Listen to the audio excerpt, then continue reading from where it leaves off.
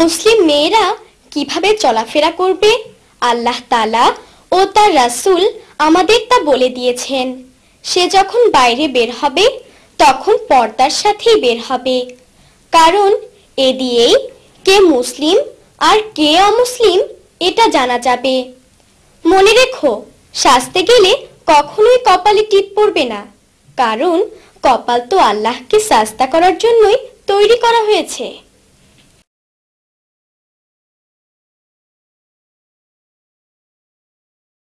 এই কপালে টিপ পড়ো না আর, কপাল শুধু সিজদা করে আল্লাহ তাআলার। এই কপালে টিপ পড়ো না আর, কপাল শুধু সিজদা করে আল্লাহ তাআলার। খালি মাথা খোলা চুলে বাইরে যেও না, হিজাব পরে বাইরে যেতে লজ্জা পেও না। খালি মাথা খোলা চুলে বাইরে যেও না, হিজাব পরে বাইরে যেতে লজ্জা পেও না।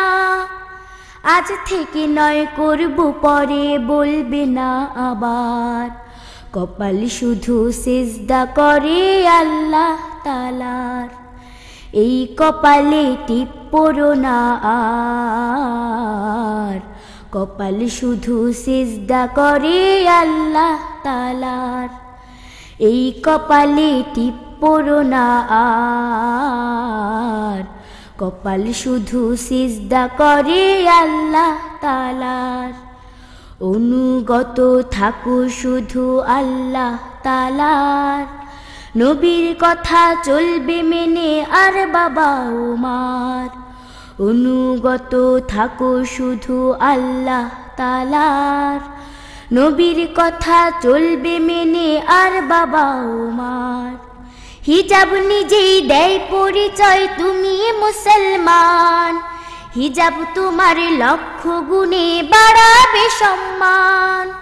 হিজাব নিজেই দেয় পরিচয় তুমি মুসলমান, হিজাব তোমার লক্ষ গুণে বাড়াবে সম্মান।